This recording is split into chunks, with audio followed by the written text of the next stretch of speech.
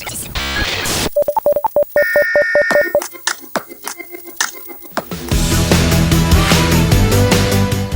many Avengers I've killed? We're back! Welcome to Soon to Be Your Favorite Podcast, all about comic book stuff. I'm one of your hosts, Mars, a.k.a. Marlon Beardo, the Bearded Weirdo, the Stella Rosa Casanova, the creator of culture.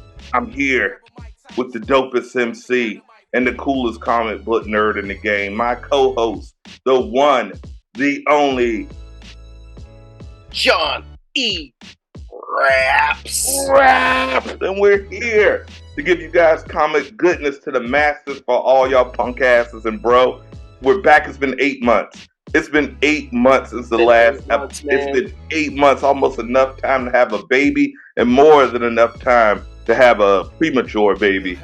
But we're back, man. How the hell have you been? More than enough time for me to overthink the formula of the show.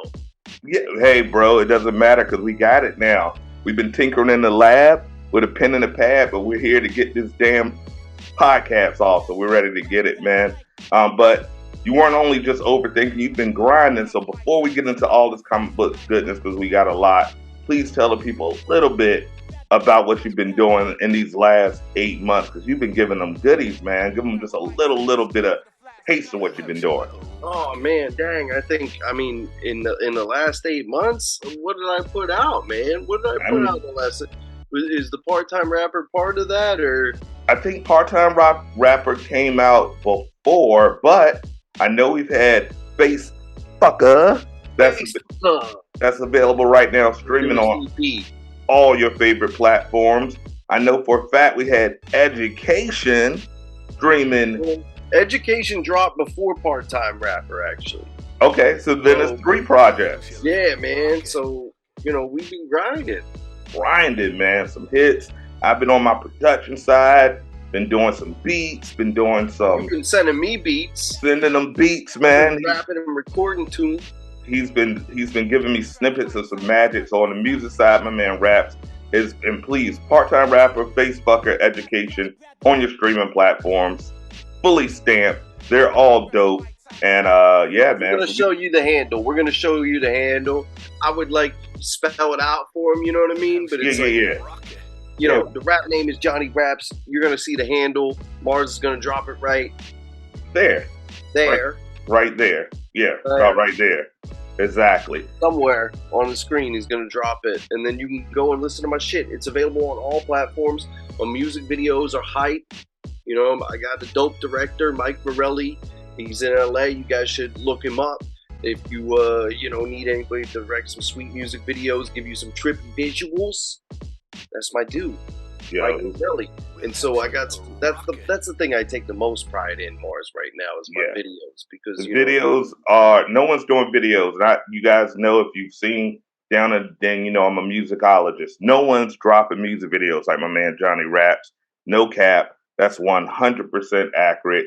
It's like if Dr. Strange had a wet dream, that's the music video quality you're getting. So, you take that for what you will. I feel like Doctor Strange, like a Doctor Strange spooge, would you like open up another dimension or something? Yeah, it drops you into this dimension, the Unnamed Comic Book Podcast. So we're here, baby. We're here. And of course, the Mars Media Empire, man. We've been expanding. We have a couple of new shows. Monday mornings, politicking as usual. Check that out at 9 a.m. Eastern Standard Time. Down in the Den After Dark has been revamped. Off Punishment with my man, the Short Man, streaming every Friday at 9 p.m. Off Punishment. Off Punishment. That's right. He's free. He's breaking those shackles. In season 4, the mothership of all of this, Down in the Den, coming soon. With the new season debuting on May 4th. So May the 4th be with you. We're gonna have some brand new, because we're gonna talk all about the Johnny Raps music at some point in that season. Absolutely.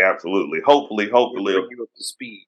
Yeah, we're gonna get you all there. He's gonna be the first 4-time guest. He's already a magician with the hat trick, so I'm so happy. But now that we've got all these shameless plugs out the way. Hey, it's okay to be shameless, because here's the thing. You know what I mean? I brought up the thing about the overthinking the formula earlier and shit, because you know what we have is a podcast, right? And like I'm not a person that listens to a lot of podcasts, right? But I do watch YouTube. So I was thinking it in terms of like one of those nerdy YouTube shows where they're just like, let me tell you the 10 best things about it, and then it's like all super edited and stuff. And I was talking to Shivanya about it, and I was like, like telling her all the bits I was coming up with and shit, and all this like, you know what I mean? That I'm gonna be like Arnold Schwarzenegger, but it's gonna be like Kang's face over my face, and my mouth is gonna be moving. It's gonna be me as Kang, and I'm gonna be doing all this. And those are sweet ideas and all that. But she was just like, "Do you know what like podcasts are just dudes like bullshit?" And I was like, "Well, that's all we did last season. Literally, that's all we did. So So I guess we have a handle on it." yeah, I mean, I think we're already masters at bullshitting, so we're going to give you guys some more quality content with all 100% bullshit included. So I can't wait. Now, we are, what, 15 years into the biggest film franchise in music history, the MCU, 2008. I'm not a math magician, but that's about 15 years, if I'm not mistaken. And, it appears a lot of people are saying it's been losing steam with phase four. I gotta admit, some of it was underwhelming, but there was some good stuff. I'm not one of those nerds that's like, oh, the Marvel and everybody. No, there was some good shit. There was some bad shit, just like every phase. And we've got a new Well, big yeah, bad. yeah. I like worked with a dude the other day, and like I loved him at first because I was like, oh, I can bond with this dude on everything. You know what I mean? He's one of the few dudes that like, I work in the lobby sometimes, and it's just me and one other guy, and like sometimes the other guy is cool, sometimes the other guy is not cool. You know what I mean? But this guy, he was vibing on my level, but then he reached what I call the internet dick. Mm, The movie dick. yes. Xander, and you're not one of those. You know what I mean? Like No, you know no. all about the movies and the shows and stuff, but you don't get on a high horse because of that. Like I just told you that that I have over 6,000 comic books. Like my goal on Goodreads for this year is 555 books, which is damn near impossible if you're reading real books. Right. But I'm reading comic books, so I feel like I can make that happen. It may be excessive, and I'm behind, like consistently behind by like 18 books. And the thing is like there's collected editions, there's hardbacks, there's trades involved in this.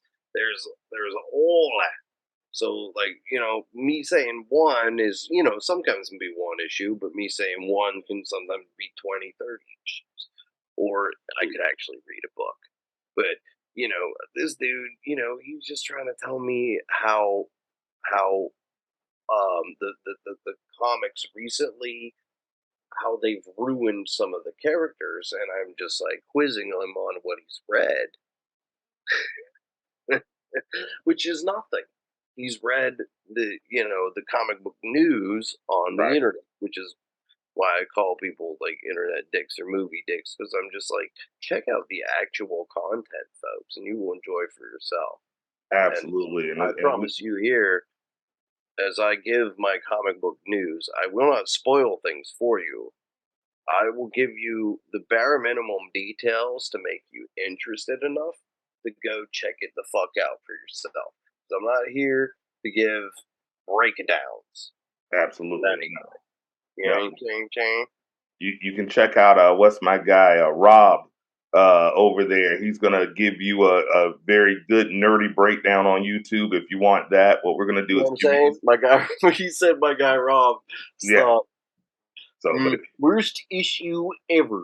ever I can't believe that guys you're not gonna get any of that here. We actually get ass on this podcast. So you're gonna get some stuff that you guys are gonna love that make you want to sedate your tastes so you can check it out yourself because our goals, we want you to support your local comic book store. It's a dying breed We need you to do that. If Buy you real can't, books. Fuck that digital shit. Go buy some real books. Here. get some See real real books. Look at books. that man. Looks like the Congress Library of Congress. This is to be read, and this is like, you know, the see that. I don't know if how much you can see that first shelf. That's all X-Men trades, just trades. We got some hardback, you know what I mean. I got some Ninja Turtle box and Ninja Turtles. We got a whole bunch of shit here. We got a Monstera. We got toys. We got comics. We got plants. We got everything. I got some plants myself that I plan on lighting up a little bit later. And if you're still celebrating 420 this month because it's all month, please check out Faded. Faded streaming everywhere. Another hit. But it's my favorite smoking song to smoke to. Johnny Raps. Yeah. Throwing another plug. But so we're gonna get into some things, man. Are you ready to get into this Kang bang? I just made that up. So this episode, we're decided we're going to give you some focused episodes. We're going to relate the comic world. We're going to relate the movie world. I'm just doing the synergy sound. Yeah, we're going to synergize it. I'm a pro in the movie. He's a pro in the comics, and we both have love for both formats. So we're going to merge it together. We're going to do the Super Saiyan dance. We're gonna bring it into you guys. So, man, I think you have some things about Kang that the people should know about. We know he's a new big bad. Thanos is of the past. He's gone. The MCU has a new big bad. We're going to talk about the character. We're going to talk about the actor. We're going to be talking about the drama. So we got some good stuff in the next 30 minutes to get to you. So give us some things about Kang that the UCP audience should know about, brother. I mean, obviously there's the basic shit about Kang, right? Like, you know, if you're already enlightened in the comic book world, I'm not here to bore you. So, you know, of course, like, folks, the basics, okay? Like, Kang is a time traveler. He is the ultimate time traveler. And he has existed in so many different timelines that he has altered enough time streams to create different versions of himself, or variants, if you will. Modern comic book readers, you're probably familiar, if you read Fantastic Four, with the Council of Reeds, a precursor to the Council of Reeds. The original idea for that was the Council of Kangs, where it's all different versions of Kangs from all the different. If you saw Ant-Man, you saw the post credits, you saw the Council of Kangs right then and there. So, you know, Kang can kind of just be anybody. Kang is definitely, I would say, one of the Avengers' top 10 bads, if not top 5 bads. Definitely top 5. Definitely top 5 bads. I love this character. But what I want to get into is my top 5 favorite things about Kang. And these are things that, like, you know, if you go straight to Wikipedia, you're not going to see these things pop right up. Maybe. Unless somebody edits it after this episode, which they may do. yeah. And this is going to give you, you know, this is some recommended reading for you guys and shits like that. You know what I mean? But, like, and definitely get fucked up while you read this shit, because the more fucked up you get, especially as an adult, the more it gets them wheels turning, the more you're like, oh yeah, we do live in the Kangverse stuff. I don't know what I'm talking about, but 5 things about Kang. Did you know? You probably knew this. I'm willing to bet you knew this, and this may be basic. This may be basic, but it blew my mind when I found it out. That, do you know that Kang's real name? Do you know what Kang's real name is? Nathaniel Richards. No. Who is Nathaniel Richards, folks? Nathaniel Richards is a distant ancestor of the one and only, potentially, ancestor of not only Reed Richards, but also potentially Dr. Doom, my favorite Marvel villain. So yeah, Nathaniel Richards is his real name, or I also like to call him NR because Kang and I are personal friends. So There you go. there you go. So, Kang is the distant relative of Reed Richards, possibly Doctor Doom. And Nathaniel Richards is a character that appears in the Fantastic Four mythos, actually in the pages of primarily in the pages of the John Hickman books. Highly recommended, by the way. What's that? Highly recommended the John Hickman books. Dude, so good. If you're looking for a place to just pick up and really encompass 80 years of history, I don't think of a better place that He pulls from everything. Yeah. He pulls from everything. This is why I love John Hickman as a writer, because he pulls from the entire mythos. Absolutely. He doesn't shy from the shit that didn't work out before. He will use it and make it work. Right. Craft it and make it better. For the first time. So absolutely. Yeah, one of the big characters in his run of Fantastic Four is Nathaniel Richards, Reed Richards' father, who has not been in the picture at all. Ever, really. Yeah. And I'm not going to go deep into it, but there's a whole lot of mystery surrounding him. Y'all should read it. It's broken down into 4 trade paperbacks right now, 4 Ultimate collections. The second Ultimate collection is out of print and is pretty fucking hard to find. So what I recommend you do is get the first omnibus, the John Hickman Fantastic Four omnibus, which combines those first 2 trades, actually. So you'll get the content of both of those. The volume 1 and then volume 2, which is out of print and impossible to find. Save your money, get the omnibus, and then go out and get the trades for volume 3, volume 4. I'm getting ready to start to read volume 4 right now. It's one of the best comic books ever read in my life. Bar none. So sorry for the sidebar, but I mean, and that's like basic knowledge, but like even I forget it sometimes. Yeah, and everybody doesn't have 20, 30 years of reading comic books like we do. So, for those who don't, that's why you're tuning in right now. So what's the number 2 thing about Kang that the people should know? Well, my brother, what can you tell me about the Apocalypse Twins? Okay, man. Now I know a little bit about the Apocalypse Twins. Apocalypse, if you guys don't know, huge big bad, probably a top 5 X-Men villain. I think we could agree on that. I don't think anybody would argue about that. And Kang, one of his alternate versions or variants, if you're an MCU fan, is named Rama Tut.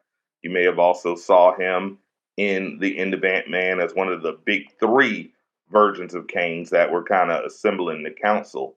He helped the technology that converted Apocalypse into what we know today. His technology was left there by Kang, ironically. Now, the Apocalypse Twins are a newer mythos. If you want to take it from there and give the people a little bit more. So that's just a little insight. No, that's a better setup than I could have done for it ever, man. I'm on how Kang is related. Start by asking you first if you know what I'm talking about. I love it, bro. Perfect setup, folks. So yes, Rama Tut built all that shit, and then I'm gonna come in with Uncanny X-Force by Rick Remender. In Uncanny X-Force by Rick Remender, at one point, our friend Archangel, who we all know very well, Archangel, sometimes known as Angel of the X-Men, struggles with his dark side, Wade Worthington the Third, if you know his government. Warren Worthington the Third. The Third. It sounds like a wrestler. The Third. Yeah, he's Richie as fuck, man, and they really played that up too. I feel like Stan Lee. Like, do you think Stan Lee knew anybody that had like Roman numerals at the end of the name or anything?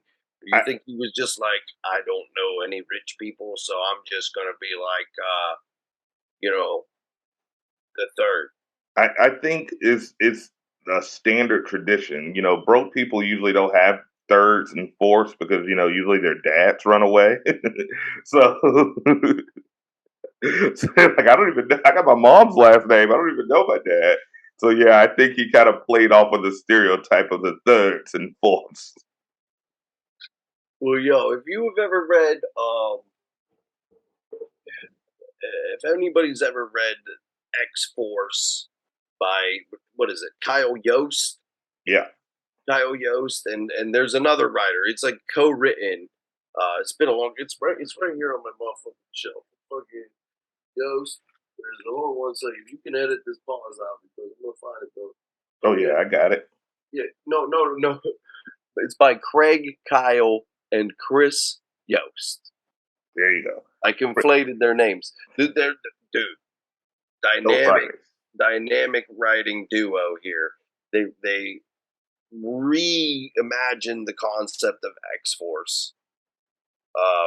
When pretty much the X Force devolved into that Ecstatics thing, Right. whatever it was. Like X Force was a mercenary team led by Cable. It Right. came out of the New Mutant series, right? And Cable led a team of the most badass mutants you've ever seen. They could care less. They weren't fully really they were trying to do what Xavier wanted them to do, but they were also just like By any means necessary. by any means, they're badass. They're badass, but they weren't like openly trying to fucking kill you, Right. right? So, and then out of nowhere, they turned X Force into some weird thing that was drawn by Mike Allred. So I liked the way it looked, but I did not. I didn't read. Did you read Ecstatics? I wasn't a fan. I tried to get into it. It just honestly wasn't for me. I love the traditional X Force and the remade X Force that you're about to get into. Yeah. That static Good was character that came out of it is Dupe, though. yeah. Was it Maverick? No, Dupe. Are you saying Duke or Dupe? Dupe. DOOP. The Oh, little dude. Duke. The Okay. little green alien dude. That, Yeah. The little green dude. Yeah, he was the good character that came out of it. He was pretty good. He is pretty good. But fuck all that shit. They almost ruined X Force, right? And I won't say they almost ruined many things, bro, because I really just like comics and all Right. that. But this was something that majorly turned me off. New direction. It was a comedic direction. Like they took the most badass team and went in a comedic direction with it. Didn't play well with me. I stopped reading it for years and years and decades and decades and decades and decades. Later on, I found out that these dudes, Chris Yost and Kyle Christmas, I'm gonna call him Kyle Chris. Kyle Chris, the Kyle Chris twins, fucking made X Force more badass than it ever had been. I went back and reread this shit after I read Uncanny X Force by Rick Remender, which is like kind of like the next chapter of this story as it occurred, right? Right. Am I following, or am I just kind of like going? No, bro, we're getting it. We're getting it. Right. So I'm gonna get into the Kang thing, but like, guys, go read fucking X Force by Chris Kyle.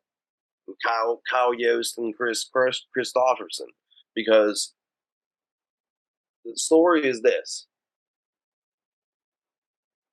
Wolverine needed to kill some bad guys. It's a reoccurring theme in his life, but yes, Wolverine needed to kill some bad guys. Cyclops needed him to kill some bad guys, and so Cyclops was like, between me and you, I think y'all should go kill some bad guys. So they lined up the whole team, and it's just like the goriest fucking X-Men comic ever. And Archangel is part of it's like Wolverine, Archangel, and a whole bunch of other like slashy type people.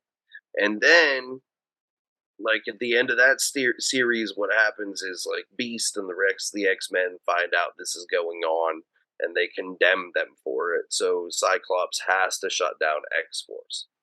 And then Rick Remender kind of takes over as the writer, and they start with the Uncanny X-Force title, which is the same series, just new writing. And it just starts with Wolverine being like they find out that like Apocalypse has been reborn, and so Wolverine is just like, man, Cyclops doesn't need to know. We're going to kill fucking Apocalypse, baby Apocalypse. So they go on the whole mission to kill baby Apocalypse. But at some point in that story, a new Four Horsemen is introduced, and Warren is overcome by his dark side as Archangel and turns back to the dark side, and he actually impregnates Pestilence. And so then that series ends. They manage to defeat Archangel before he can destroy the world and turn it into his new Age of Apocalypse type. Age of Apocalypse. Right. That's what he's trying to do. He's like in the book. He's like terraforming Earth and trying to turn it into a new Age of Apocalypse. So they defeat him. They bring him back to the good side. All that, and then Rick Remender becomes the lead writer of his new series, Uncanny Avengers. And so it's just his ultimate mashup of Avengers characters and X-Men characters in one thing. And it pretty much just kind of picks up where Uncanny X-Force left off and keeps going with that mythos, right? So eventually we meet the Apocalypse twins, who are the children of Archangel. He did not know that he knocked up Pestilence, but we find out in the series when Kang brings them back from the future. They come back from the future. What are their names? Their names are fucking weird shit. It's like Ariel and Amen, or Uriel and Uriman, Areola and Anus, I believe. Uriel, yes, Areola and Hymen. It's Uriel and Eamon. And so Kang brings them back to then they're like, who the fuck are we fighting? And Kang's like, yes, the Archangel, I took your babies. And he's like, babies? And he's like, yes, you knocked out Pestilence, and I took them to the future, and I raised them in Red Onslaught's concentration camp. Red Onslaught is like a combination of Red Skull and Onslaught. Yeah, Red Skull and Onslaught is a combination of the psyche of Professor X and Magneto. So a lot of stuff going on there. There's a whole lot going on there. It involves Red Skull got the brain of Professor Xavier, because Professor Xavier was dead at the time. And, this is a whole nother episode, my friend. But anyways, this is a long setup, bro. This is a long setup. I'm sorry, I went back, but long story short, Kang is the one that raised Archangel's evil apocalyptic twin babies in the future and brought them back, hoping that they would destroy all of mutant kind. And then he has to jump back into time for some reason, and he comes back to find out that they had just turned it into a mutant world. Right. The exact inverse of what he wanted his goal to be. So which is usually what happens with Kang, right? Nobody gets more L's than Kang and still retains his level of awesomeness. Well, that's the whole thing. This is where my question goes, because then what he does is he just goes to different timelines and nabs up different people that he think would be awesome to beat them. and like creates his own fucking like Kang squad. I forget what he even calls it, but that he creates his own fucking like Avengers from like all different timelines to come back and whoop them, and then succeeds. So, like to me, I'm the Kang is the ultimate paradox because like to to do the things that he does requires so much ego, correct? But Absolutely. also to like pick yourself up and brush yourself off after a failure requires a certain recognition of that ego. Yeah, for sure. So I'm confused about Kang's narcissism. It's almost uh, anti of ego because he learns from his mistakes. He doesn't do the same thing over and over again, but at the same time, he doesn't learn his lesson. He's going to continue. He's almost a villain that can't truly be defeated. You can beat him, but he's always going to pop up. He's like, herpes or something. Not that I know anything about that, but he's always there.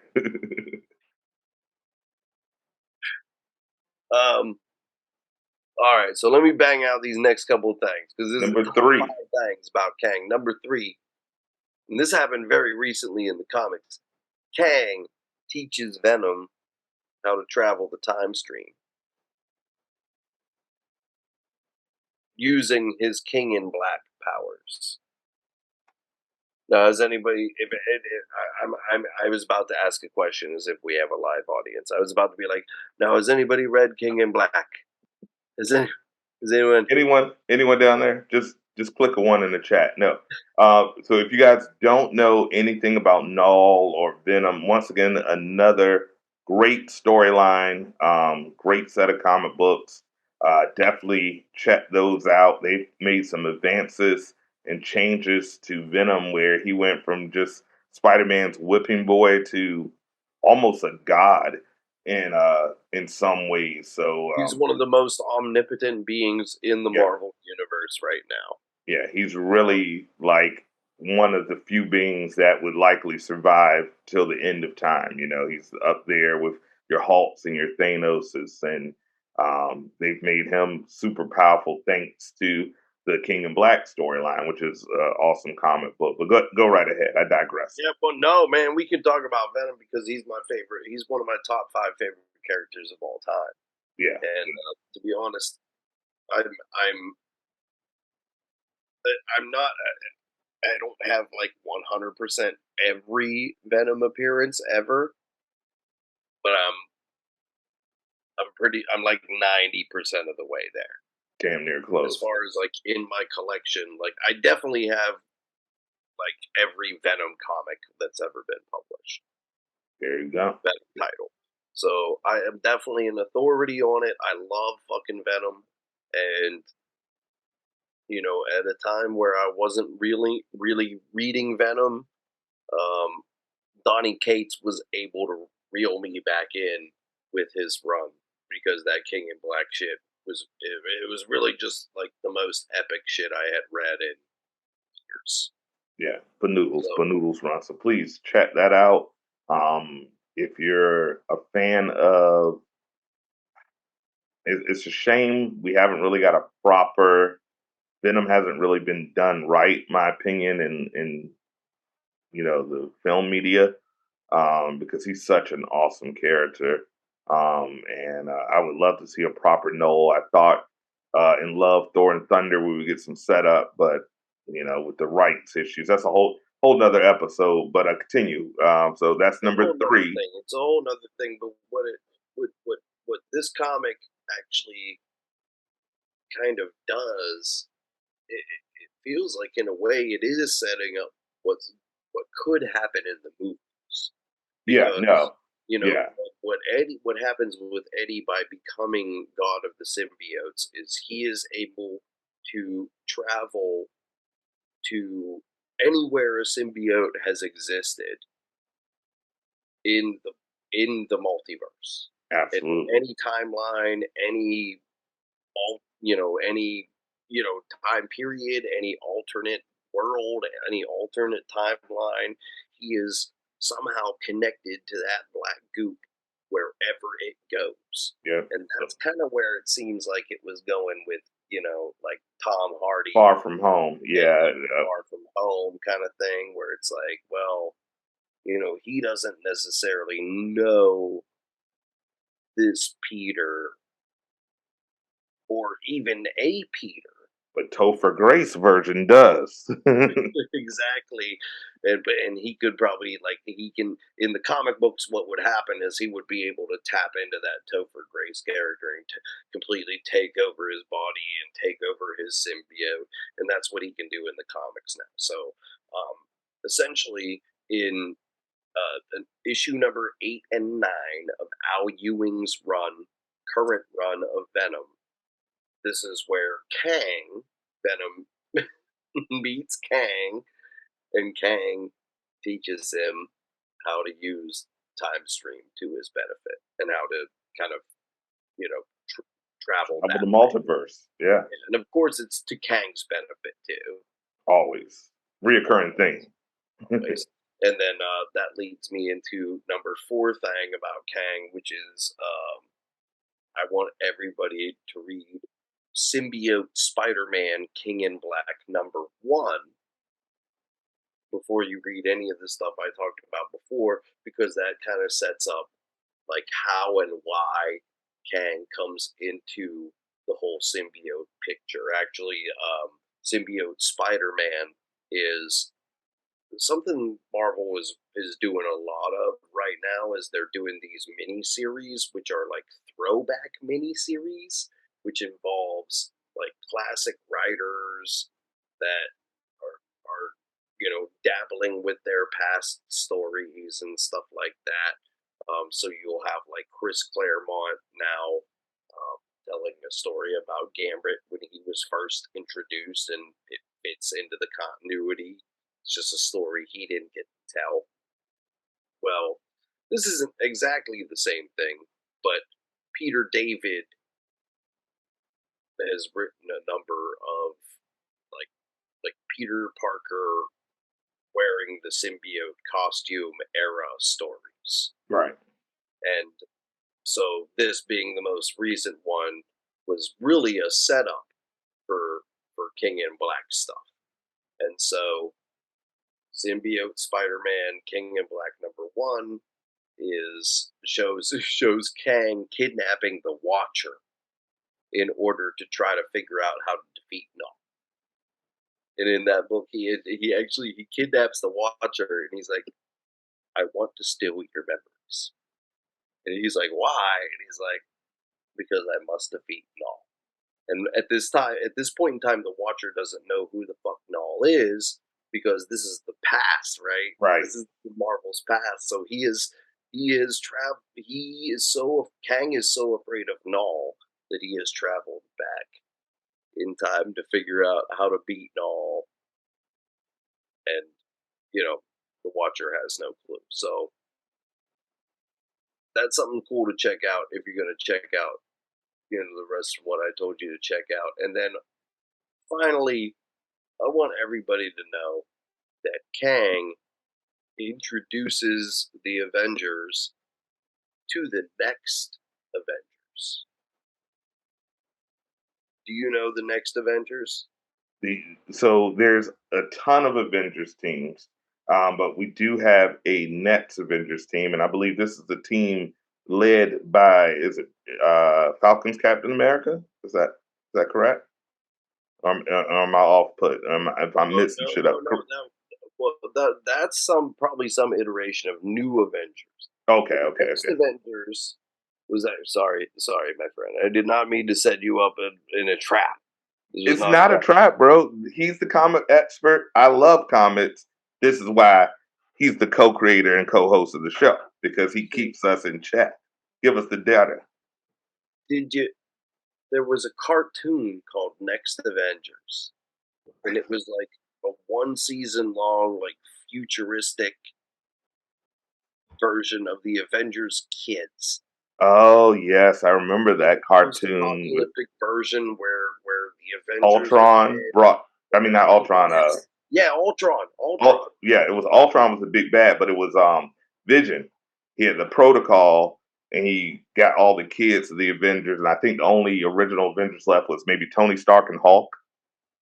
Yeah, so this is when they tried to introduce them in the comics. Gotcha. Okay. I'm not positive on this, but I think the cartoon happened first. The cartoon definitely happened first, and then Brian Michael Bendis was like, I will introduce them into my series as a fun thing. So what happened in Brian Michael Bendis's Avengers, which is Avengers Volume 4, he starts the story off with Kang just coming from the future, all beat up, like, oh, you guys gotta help me.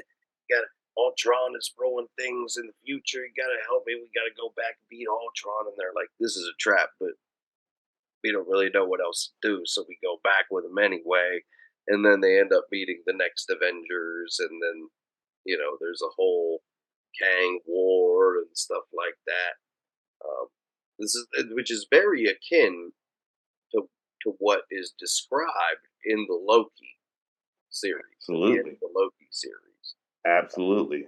So, yeah, you should definitely check out Avengers Volume 4 by Brian Michael Bendis. At least that first story arc there. Absolutely. So there's a lot of recommended reading I gave you guys. Lots of recommended. We'll put that in the. Go back. We can do a list. You know what I mean? We'll put a list so you guys can check out that recommended reading. And speaking about the Loki, so those are 5 dope things you should know about Kang. Raps, thank you, brother, of course, for your expertise. You're a scholar and a gentleman, and a dope-ass MC, as we always know. So that brings us into the perfect transition, talking about the Loki series. Of course, the first time that we saw a version of Kang in the MCU. So we're going to wrap this episode by, of course, talking about why we're talking about Kang in the first place.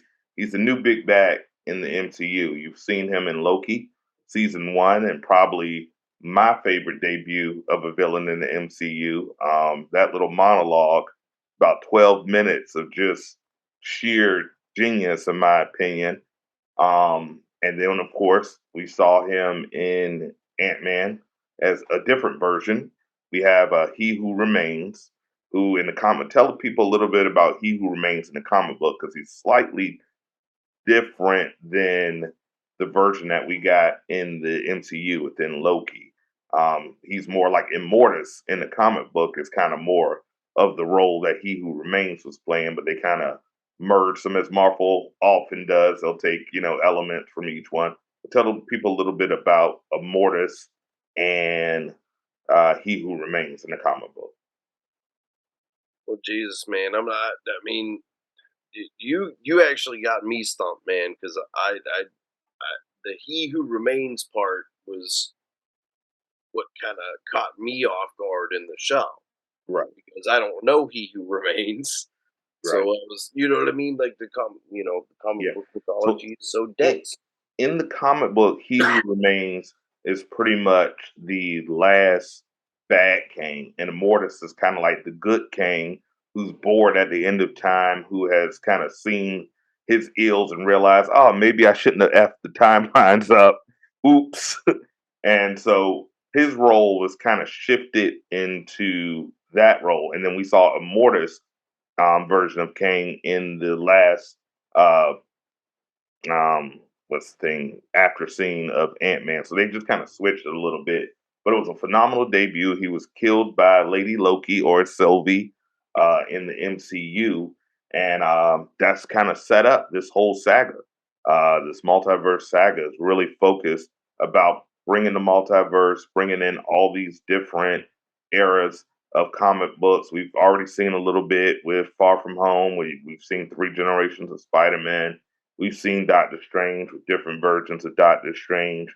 We've seen what else has had multiverse? Of course, the Loki series.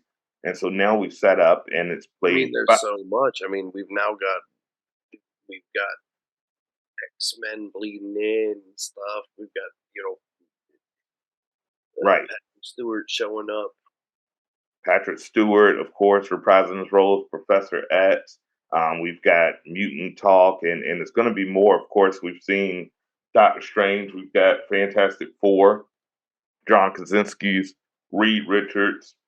We've had different versions of Doctor Strange, and of course, in Ant-Man, we've seen how ferocious Kang can be.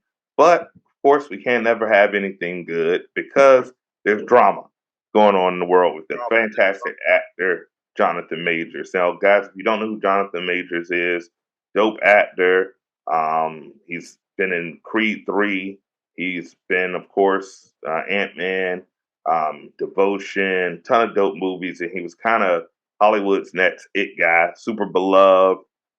Ladies love him, guys love him. He's cool, has a cool nose, but god damn it, some drama has happened, and he's been accused of pretty much choking out a chick. He gave her the old Chris Benoit, gave her a little chokey choke, is what they've accused allegedly. His attorney says no. He's been dropped from a few ads. He's been dropped from a few roles already. His PR agency has dropped him. His representation in Hollywood has dropped him. And it kind of sucks because I'm definitely a believer in innocent until proven guilty. But we have two cases where we have two actors who are really responsible for heading a franchise who've gotten in trouble with the law. One being Ezra Miller, who you will see as the Flash, and DC, headed by James Gunn, has not said if they're going to drop him or not, and the movie's coming out as is. And then we have Kang, or Jonathan Majors, who has been accused of these things, not convicted at all, and he's already been dropped. So it's kind of fucked up, right? Like, what's your opinion on that, bro? Like, do you think it's a double standard? Like, what's going on here? Well, I mean, that's an interesting point. That I mean, I didn't even really think of it until you framed it that way. Well, because to be honest, I've been really thinking a lot about Ezra Miller, but yeah, that does. That I mean, that does sound like a double standard, very much. And even They're like, oh yeah, definitely, the big, strong black man choked her out and stuff. But yeah, little this weird guy playing with little boys. I mean, I And don't know. that's my question, because sometimes I feel like it's an attack against masculinity. You have, like you said, Jonathan Majors, this big buff dude, super masculine, and you have Ezra Miller, who I think he uses, and this is not an anti-trans attack by any means, but it feels like he's kind of been untouchable because he says I'm a they, or they say he's a he, whatever he goes by. It seems like he's been literally accused of grooming a child. I've seen him really slap a woman on camera, like no doubt about it, like 100% guilty about that. He's been accused of robbery, tons of things, and he was just like, "Oh, I'm having a mental health thing." Checked There's himself, I'm the Flash. You can't see me. yeah, and checked him into Can't see rehab, me good. and now he's good to go. So that's kind of weird to me. Where do you think Marvel goes? Do you think, because we know they've had histories of James Gunn? He was fired before from some things he said in the past. It's owned by Disney. Disney does not play around. But then we have actors in the MCU already. Robert Downey Jr. has a checkered past, even though he seems to be redeemed. He's had a checkered past. They moved forward with him.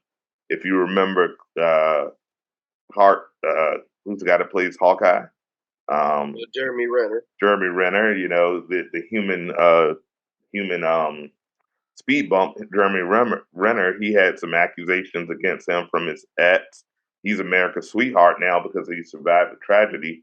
But Marvel is tend to stick with these guys a little bit more than maybe they have in the past. But it's rumored that they may drop them. So uh, would you think that would just ruin the entire saga if he was recast?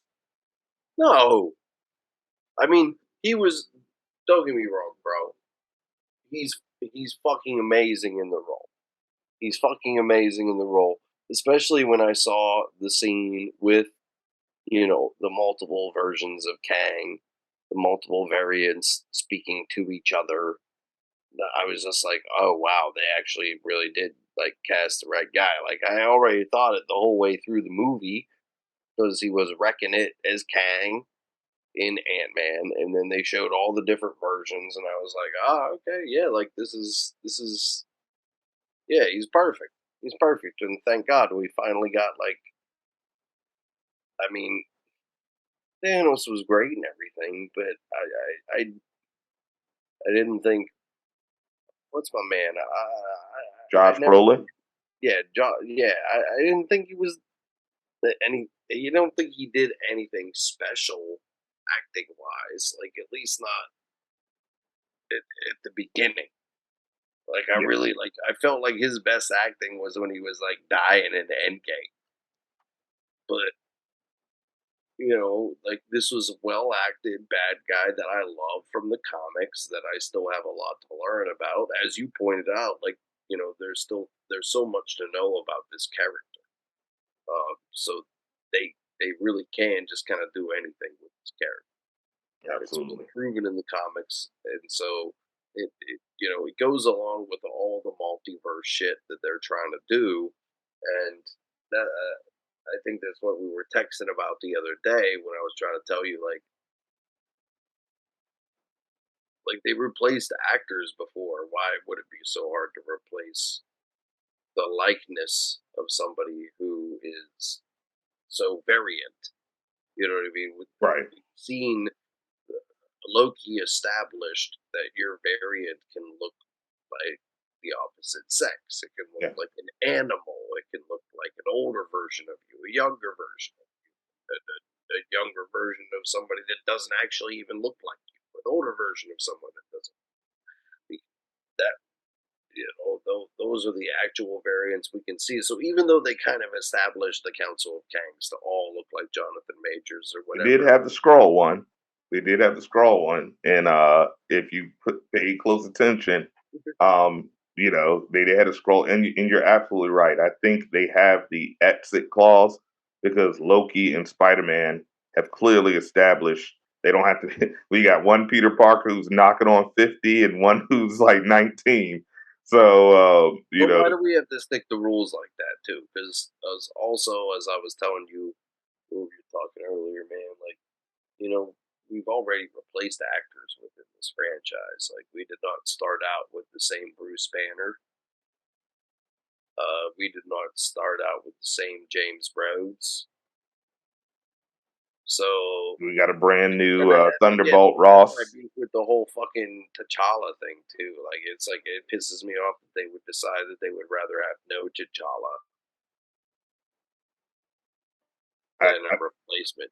I think that was the biggest cop out, and we could definitely dig into that in another episode. As far as the T'Challa, I could have 2 hours worth of that. I was going to wear my T'Challa shirt, but Oh, indeed, we are deep. I switched out since it's Lakers Day. As you guys know, I'm a huge Lakers fan, so I switched out with some West Coast stuff, West Coast. But yeah, no, I don't think we got a marathon on, representing it.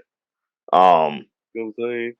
You know what I'm saying? Once I gotta get some Johnny Raps merch soon, but yeah, we got Coming this soon, folks. It's coming coming soon. I promise. coming soon. Shop But by the end. By no, not by the end of the month, but by next month. there we go, and we'll put that when that's available. It'll probably be the next episode. We'll have all of that info. But yeah, I don't think it's the end of the world. I hate to see it get at now. If he's truly guilty of the crimes, Disney has to do what they got to do. They got to protect their franchise. I just hope they give him time to let all of the evidence come out, and then let the audience decide. We know we're going to get at least one more appearance in Loki season 2. I believe it's reported that he's in 3 episodes as Victor Timely, another alternative version of Kang. That's a Uh, funny version.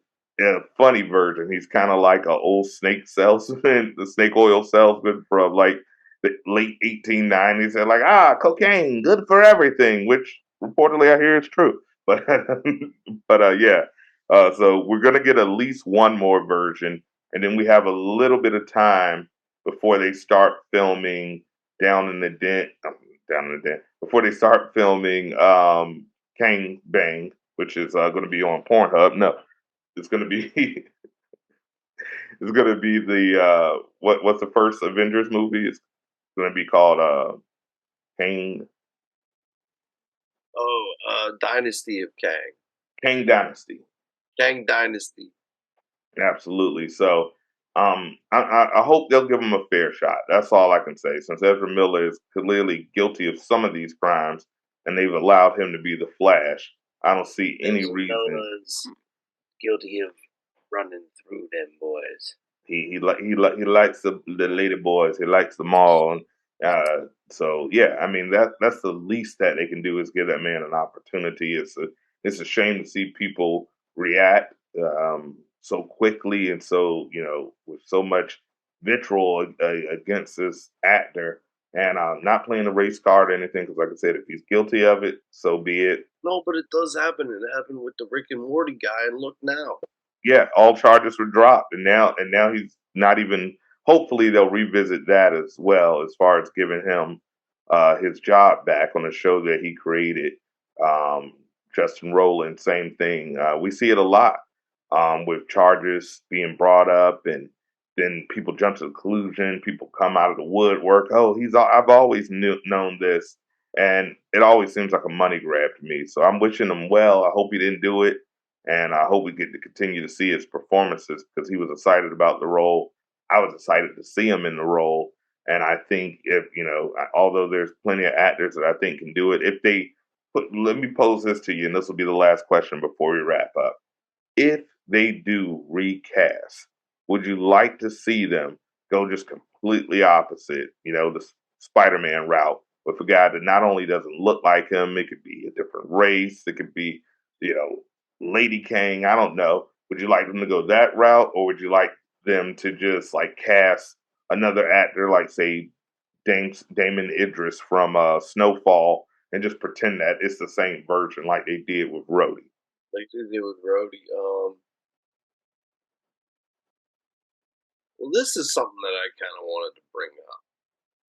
Like, why every time there's a character, especially a bad guy, that in the comics has like a different colored face, like when we got Kang who has a blue face, and now we got in Guardians of the Galaxy Volume 3 coming, we got the High Evolutionary who in the purple face. Purple face.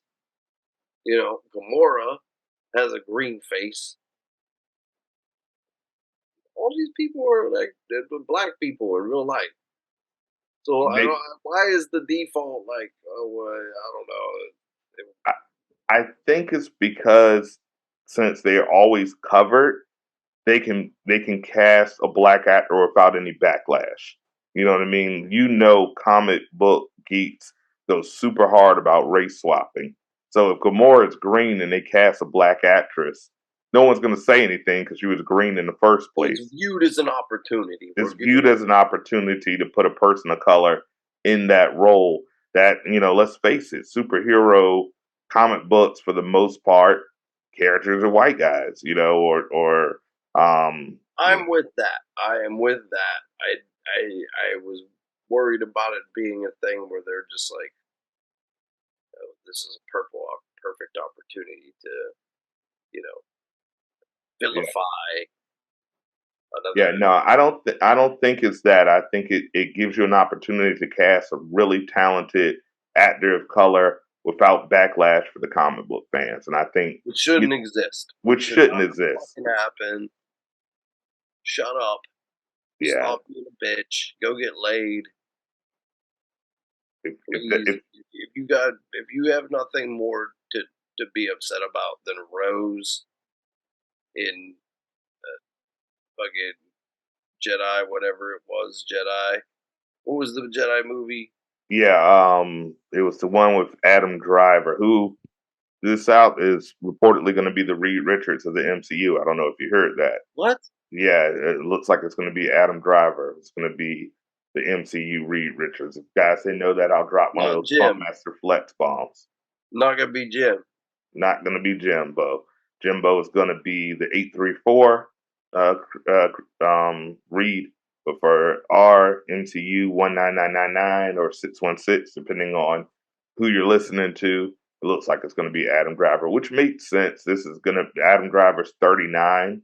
They're going to need somebody that can play this role for the next 10 to 15 years and not age out. So, makes sense. I think Krasinski's a little bit older. I think he's in his mid 40s. So that's cool. I mean, hopefully, I have some theories. I like him better as an actor. I'm gonna be real with you. Yeah, I think he has more range. I think a lot of people has had Krasinski in his head, and they're like, oh, he even looks like Reed. But I'm like, no, they started recently drawing Reed to look like Krasinski because of the fan cast. He did not always look like John Krasinski. Put a So little beard on him yeah, he just got a beard, and people are like, oh, he looks just like Krasinski. No, they're drawing him just like Nick Fury in the Ultimate was drawn to look like Samuel Jackson. There was a situation where they're like, oh, he just looked like him. No, they took their inspiration from it. So for those that don't know, that's a little jewel for you. dropping jewels. Dropping jewels, dropping gems like an emerald mine, as I say. But yeah, man, that is dope, man. Those are some dope things about Kang. I'm super excited to see what they do. I'm hoping for the best, but either way, I think both of those movies are going to be phenomenal and an opportunity to get that reset of the MCU where we have a new Iron Man, a new Captain America, a new and we have the X-Men, which I know you're super excited for because Jesus, get him in there. Fuck face. Fucking. I said fuck face. Fuck's sake. yeah, Get him in there. we need them. We need them. So just to wrap today's episode or tonight's episode, what are some things, maybe one or two things that you're hoping to see with Kang as far as these two movies that he's going to be? Are there any storylines from the comic book that you hope that they loosely adapt for these two films, these two Avengers films? But for the next two, Yeah, or either one, Kang Dynasty or Secret Wars. I mean, I would like to see. I would like to see Ultron come back in a stronger way, I would too. and I think Ultron would pose a nice foil to Kang at some point. You know, if there was a variant version of Ultron, you know what I mean? If they were to introduce Age of Ultron, for example, which Kang also is very much active in trying to stop in the comics, because in the version where he introduces the Avengers to the next Avengers, when he takes them to that future in the Brian Michael Bendis comics, that future is ruled by Ultron. Absolutely. He's trying to stop that. So yeah, I think that would be a really nice foil. Bring back Ultron. Bring back what was the dude that voiced him? James Spader. Yeah, James Spader did a real great job. I mean, Ultron's such a great bad guy. There's no reason to just leave him forgotten 10 years ago in the second Avengers movie. Yeah, I would love to see Ultron. I think they left a lot on the table by getting rid of that character, a character that also can never really truly be defeated. So he always comes back. I think I would love to see that. That's good. One thing that I would like to see potentially adapted. I'm a big fan of Iron Lad. That's what I was gonna say next too. If you told me to name two things, and you got my second thing. Yeah, yeah, that's my one thing I would love to see. I don't know if they would get another actor, or I think I told you in the chat. I thought it would be cool if they have the Cody. What was his name from Iron Man 3? The little Iron Kid. Dude, yeah. If he ended up being Iron Lad, and you find out that he's like a variant version of Kang, I think that would be dope. Don't know if they're going to do it, but we've got kind of the next Avengers already. If you look in the MCU, they're there already. They've introduced most of those characters, so that would be dope if the Kang Dynasty was like the old Avengers getting their ass whooped, and the next Avengers introduce the young Avengers. Yeah, and they have to go in the future or something, and then maybe they get their ass whooped, and that leads to Secret Wars. I don't know if we're going to see Doctor Doom in these two. It's kind of late for them to be introduced them in the gang when those movies are 2 years away, but Yeah, who knows? I think that would be a crazy, dope, man. It's dope. the thing is, I think they're taking their time because they've been through so many of the big properties, Yeah, and right, they're so concerned about continuity. They're so concerned about beginning to end, right? Like right. they don't want to like they don't want to revisit stuff. They don't want to like they want to just keep it going. So as long as they can go without introducing Fantastic Four and X Men, stuff like that, like those that all that shit is just more shit that they can ride out for another 10 years or so. And like like okay, MCU, we've done the Avengers for so fucking long. Okay, we know we're gonna get another version of the Avengers here soon. Absolutely. You Yeah, know what I mean? We've got all the second tier people lined up to become new Avengers or Dark Avengers or whatever the fuck they're gonna do.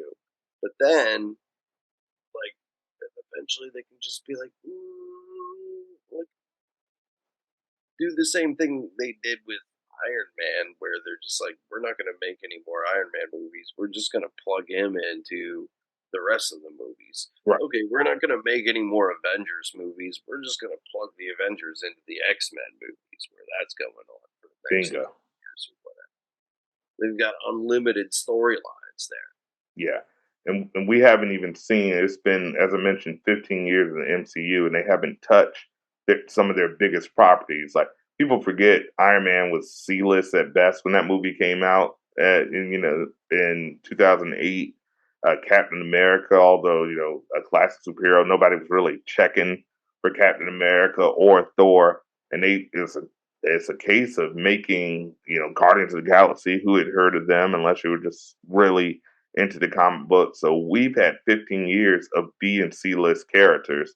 They haven't even unleashed the big gun. So as long as they keep the quality and the pace, we know right now they're slowing down the output. I think that was the biggest problem with Phase Four. It was just so much. We had more content in that phase than the other three phases combined. So some of the special effects were a little lackluster. Some of the storylines were a little lackluster, but then they had some phenomenal things. Like I said, I love Doctor Strange. I loved Far From Home. Wakanda Forever, I was mixed. I loved it at first, and then in retrospect, I didn't like it so much. Because I was like, dude, they We didn't can get have to into get. that. Yeah, we could get into that. So there's some good stuff. I like Ant-Man. I know it was critically panned. I think you like Ant-Man too. Loved it. Yeah, so I mean, there's some good stuff. There's a ton of good stuff. But guys, I hope you've enjoyed our first episode back, man. It's been eight Man, months, but feels we're good. we're not gonna leave you guys like we did. We're gonna be there for you. We're gonna have some guests here. We're gonna have some segments. We have some exciting animated things we're gonna do because both of us are huge turtle fans. So my man right here Wait for was those cards. beside a phenomenal um, comic book head, besides a phenomenal creative and artist, he's a phenomenal actor. So I'm going under his wing, and we're going to be doing some voice acting for you. We got so much good shit for you. Yeah, we got specials coming. Got specials. I'm going to be going to some comic book stores, interviewing some. So if you're in a local comic book store in the area, you see me, we might have a little chat about what you're reading. So this season is going to be dope. It's going to have so much different phases and really get into it. So I'm excited, bro. Are you excited? I'm pumped, bro. It's good to Um, see you, man. of course, of course. And then, of course, you're going to check us out on Down in the Den so you can learn more about what he's doing on the music side. We can't have a season. We haven't had a season without raps up there, and we're not going to start this season. So I'm excited to get y'all season 4 coming in May. And check out the rest of the content on the channel, man. Shout out to the After Dark crew. If you notice I'm looking a little extra honey brown. I just came from vacation in the sunny state of Florida. So shout out to all the den mates in Florida, and very soon coming up to NY to holler at my boy. We're gonna do some things in the studio, and you're gonna get some content there. So we've got a bunch of good shit for you, bro. Any shout outs you want to give before we check out? No, man, it's all love. Shout out to y'all. Shout out to Shout out everybody that tuned in today. Shout out to To you, Mars, bro. I miss you, man. I miss you, bro. Please. Virtual hugs, bro. Virtual There hugs, you man. go. You know what I'm saying? Absolutely. I love this guy, man. But please check us out, man. We love you guys. Thank you guys for the support. It's one of the shows that people have been asking me about, like, when are we coming back? When are we coming back? I For told you. real? For real, that Yeah, makes me feel good, man. all, Everybody all, should read some fucking comics, bro. all the time, bro. To all the comic book fans out there, we love you guys. Keep reading those goddamn comic books. Support your comic book stores. To all the comic book artists out there, keep doing your thing. Independent comic book artists. We want to get into your shit too. We don't want to just talk about the major things. This is the Unnamed Comic Book Podcast. That means it's all about comic books. So if you're independent comic book artist and you want to get interviewed by me and Raps, holler at us in the DM, and we'd love to have you on the show. Yeah, man, send me your shit. I'll read your shit, bro. He'll read your shit, man. He'll give you a full review. It will be an honest review. So don't send him no bullshit. Because if it's bullshit, you may not like what you hear. But please send it to him. Send him the JPEG or whatever the hell. He'll read it and he'll give an honest review. He's a specialist. I like to like shit, though. Don't be He scared. likes to like shit. He's not a hater, man. He's definitely not a hater, and neither am I. So, guys, as always, you know who that is. That's that man. Raps. And you know who I am. I'm that man. Mars. Mars. It's an unnamed comic book. I smoked a little bit before I came on. You know, full disclosure. So it's an unnamed comic book podcast. Season 2, bitches. 2. We're here and we're out. Doses. Deuce.